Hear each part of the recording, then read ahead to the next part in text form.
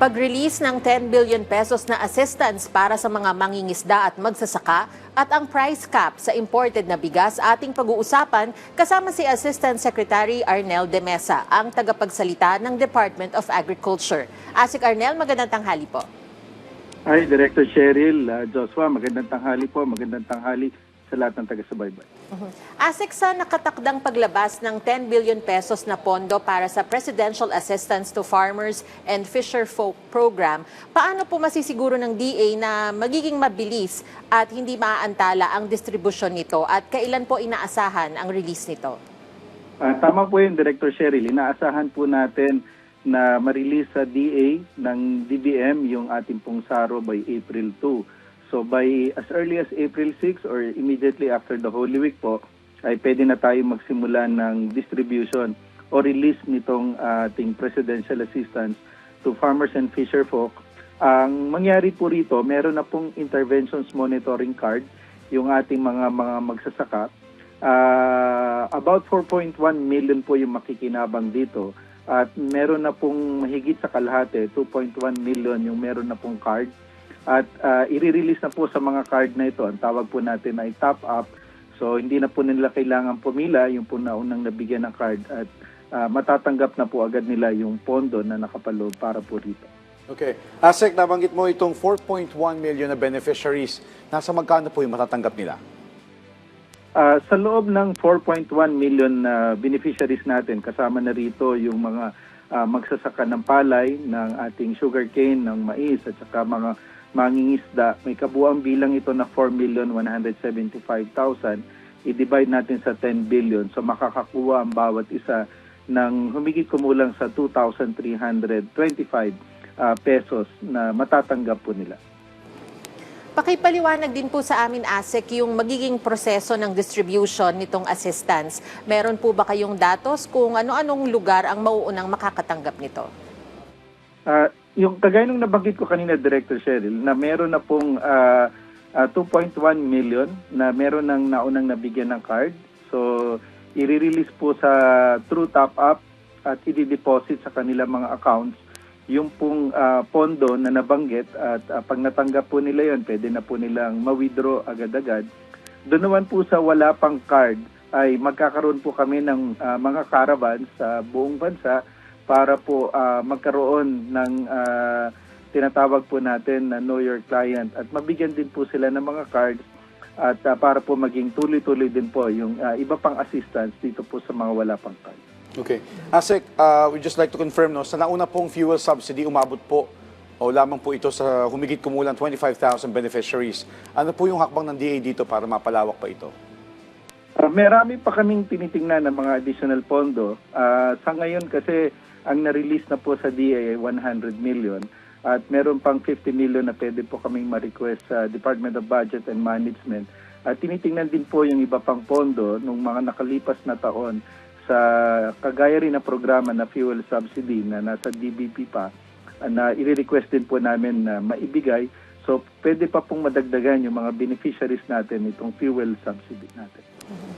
Asek, sa laki po ng pondo, paano po ninyo tinitiyak ang transparency at accountability para maiwasan po ang maling paggamit ng pondo?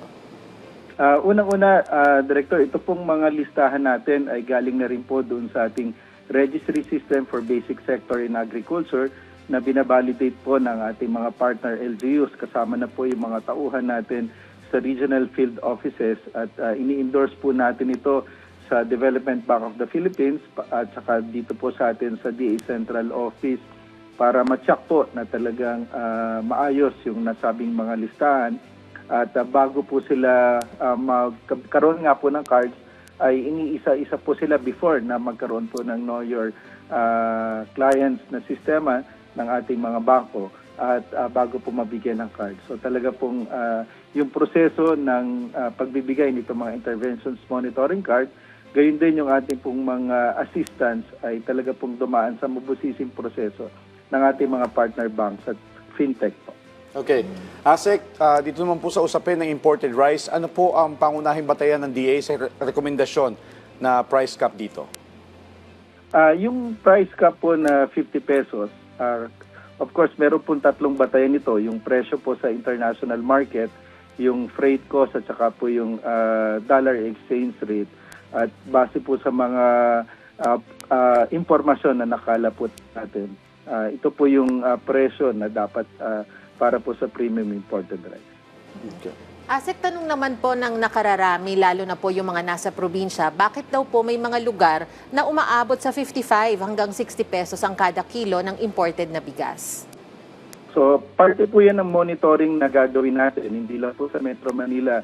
At magkakaroon din po ng mabusising monitoring, katuwang ang Department of Trade and Industry, ang ating mga lokal na pamahalaan, para po masigurado na lahat po ay tutugon dito po sa itatakda natin na tamang presyo ng imported na bigas. Okay, Asik, para din po malinawan yung ating mga nagbebenta ng bigas at yung ating mga kababayan, sakali nga po ma-monitor natin at hindi sumunod o tumupad sa tamang presyo itong ating mga rice retailers, ano po ang kakaharapin nilang parusa kung sakali lalabag po sila dito sa kautusan na ito? Joshua, abangan po natin yung ilalabas na panuntunan. Kaagapay po nitong nilabas na rekomendasyon ng National Price Coordinating Council, at pag naglabas po doon, yun po yung magiging batayan ng mga kaparusahan para po sa mga lalabag dito sa pwedeng itakda na price cap. Asek, tanong po mula sa ating kasamahan sa media na si Stephanie Sevillano ng Philippine News Agency, inadapt na po ng NPCC yung proposal ng DA for 50 pesos per kilo price cap sa 5% broken imported rice. Kailan po ito magta-translate o makikita sa market since nasa 55 to 63 pesos na po ngayon ang premium?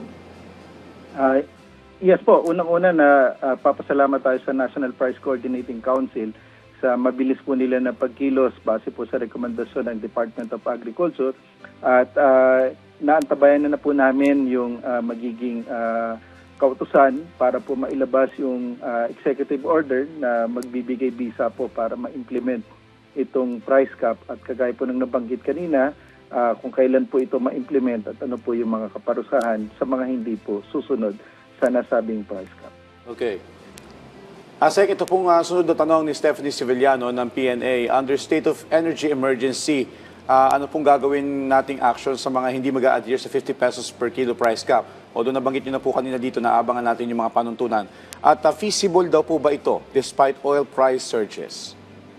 Base naman, Joshua, doon sa mga computation na nakita natin, again, doon sa nasabing panuntunan kanina, ay posible po itong amount na to, at mag-a-adjust naman po, depende kung talagang magkakaroon pa ng mga pagbabago dito po sa ating merkado.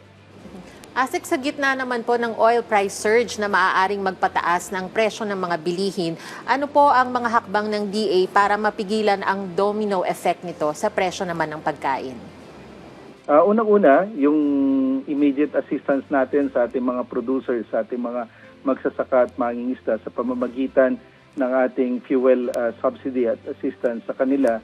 Meron ng naunang 150 million at meron pa mga pondo na darating. Pangalawa, yung presidential assistance to farmers and fisherfolk na more than 4 million yung makikinabang ng mga magsasaka, again, at mangingisda.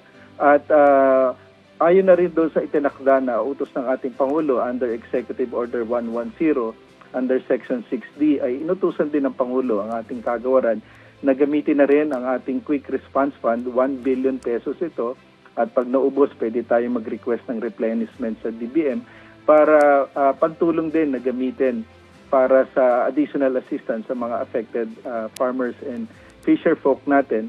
At inutos din ng nasabing executive order na mag-procure na ang ating kagawaran ng mga necessary requirements natin for agricultural inputs, kagaya ng fertilizer, kung kinakailangan mag-source using G2G arrangement o dito sa ating bansa, para masigurado na bagamat meron pa tayong sapat na supply sa susunod na taniman, on the longer term, kinakailangan po natin na masigurado na meron po tayong sapat na mga inputs para po matiyak natin ang seguridad ng pagkain sa ating bansa.